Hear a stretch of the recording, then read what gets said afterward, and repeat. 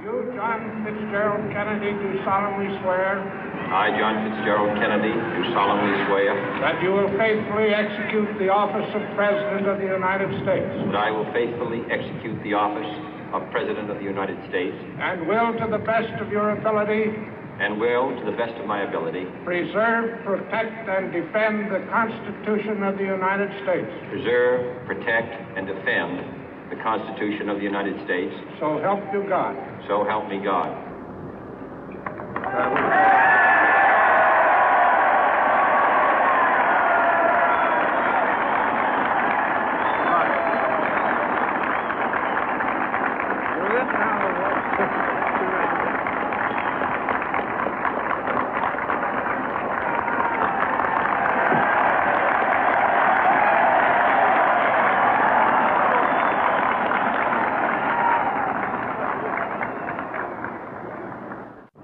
Vice President Johnson, Mr. Speaker, Mr. Chief Justice, President Eisenhower, Vice President Nixon, President Truman, Reverend clergy, fellow citizens.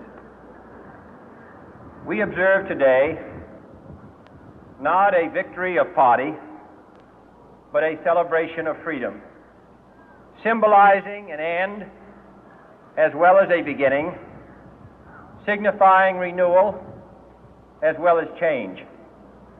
For I have sworn before you and Almighty God the same solemn oath our forebears prescribed nearly a century and 3/4 ago.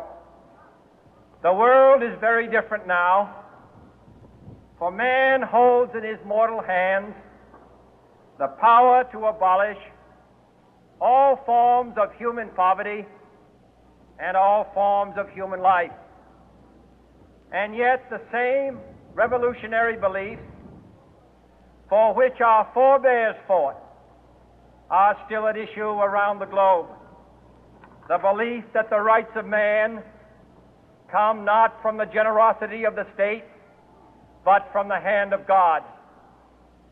We dare not forget today that we are the heirs of that first revolution.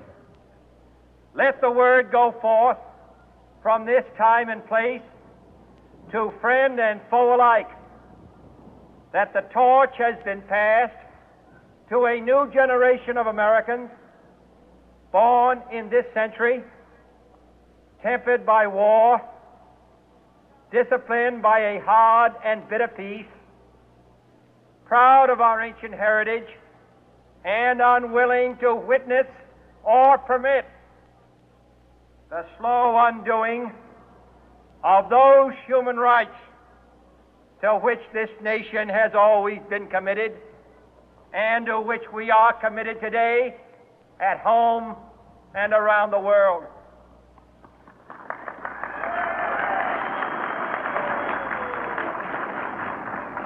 Let every nation know, whether it wishes us well or ill, that we shall pay any price, bear any burden, meet any hardship, support any friend, oppose any foe to assure the survival and the success of liberty.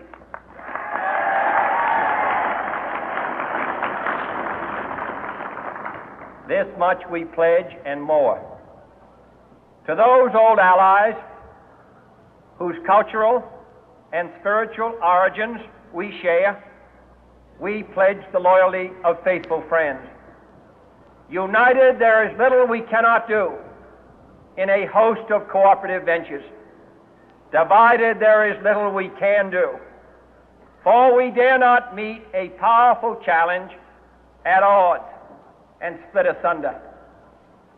To those new states whom we welcome to the ranks of the free, we pledge our word that one form of colonial control shall not have passed away, merely to be replaced by a far more iron tyranny. We shall not always expect to find them supporting our view, but we shall always hope to find them strongly supporting their own freedom, and to remember that in the past, those who foolishly sought power by riding the back of the tiger ended up inside.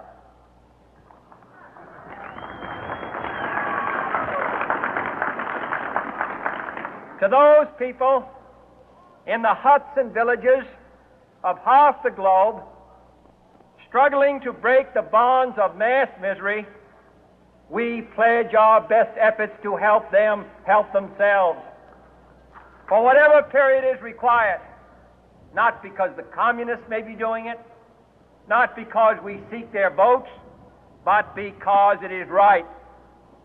If a free society cannot help the many who are poor, it cannot save the few who are rich.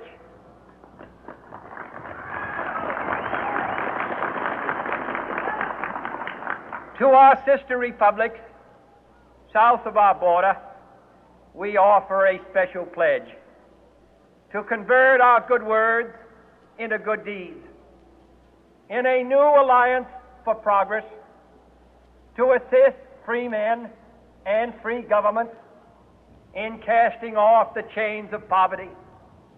But this peaceful revolution of hope cannot become the prey of hostile powers. Let all our neighbors know that we shall join with them to oppose aggression or subversion anywhere in the Americas. And let every other power know that this hemisphere intends to remain the master of its own house.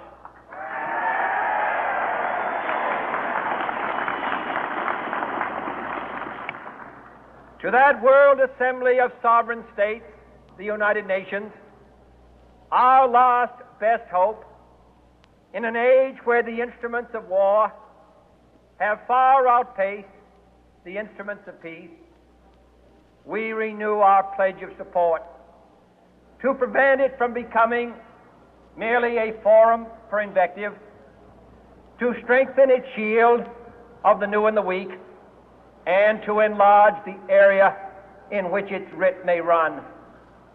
Finally, to those nations who would make themselves our adversary, we offer not a pledge, but a request that both sides begin anew the quest for peace.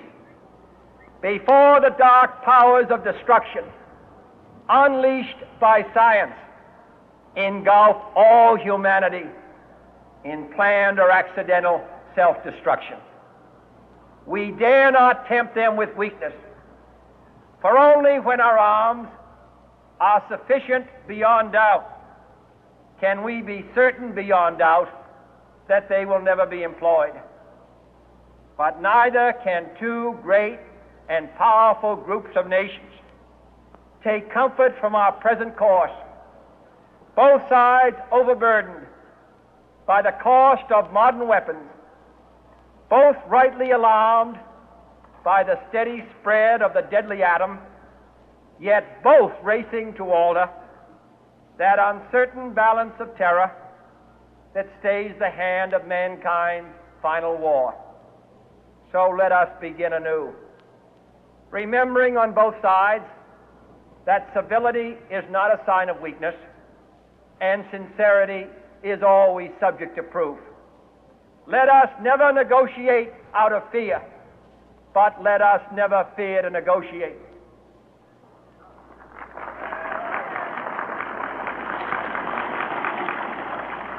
Let both sides explore what problems unite us, instead of belaboring those problems which divide us. Let both sides, for the first time, formulate serious and precise proposals for the inspection and control of arms, and bring the absolute power to destroy other nations under the absolute control of all nations.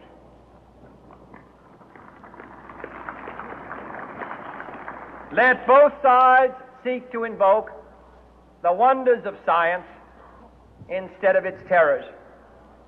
Together, let us explore the stars, conquer the deserts, eradicate disease, tap the ocean depth, and encourage the arts and commerce.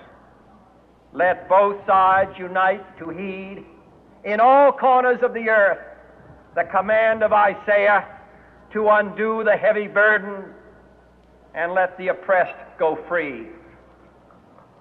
And if a beachhead of cooperation may push back the jungle of suspicion, let both sides join in creating a new endeavor, not a new balance of power, but a new world of law, where the strong are just and the weak secure and the peace preserved. All this will not be finished in the first 100 days, nor will it be finished in the first 1,000 days, nor in the life of this administration, nor even perhaps in our lifetime on this planet. But let us begin.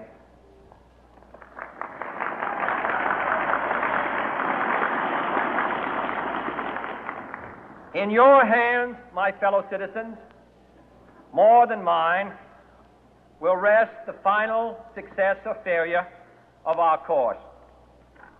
Since this country was founded, each generation of Americans has been summoned to give testimony to its national loyalty. The graves of young Americans who answered the call to service surround the globe.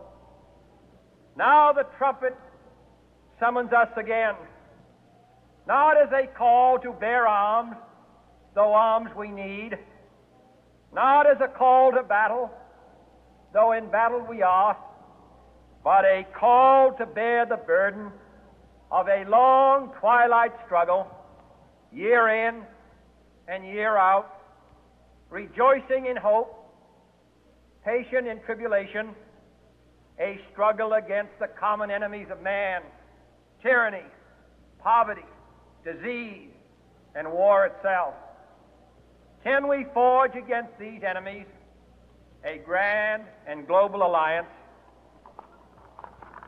north and south, east and west, that can assure a more fruitful life for all mankind? Will you join in that historic effort?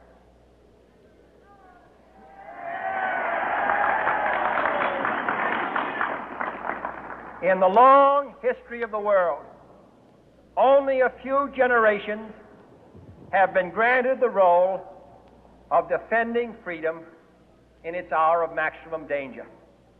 I do not shrink from this responsibility. I welcome it.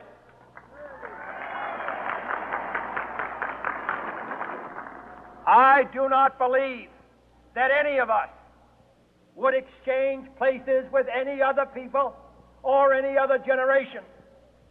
The energy, the faith, the devotion which we bring to this endeavor will light our country and all who serve it. And the glow from that fire can truly light the world. And so, my fellow Americans, ask not what your country can do for you, ask what you can do for your country.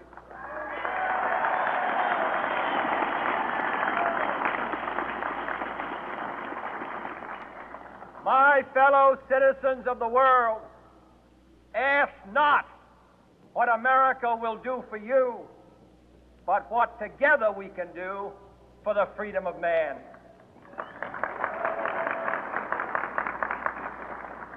Finally, whether you are citizens of America or citizens of the world, ask of us here the same high standards of strength and sacrifice which we ask of you.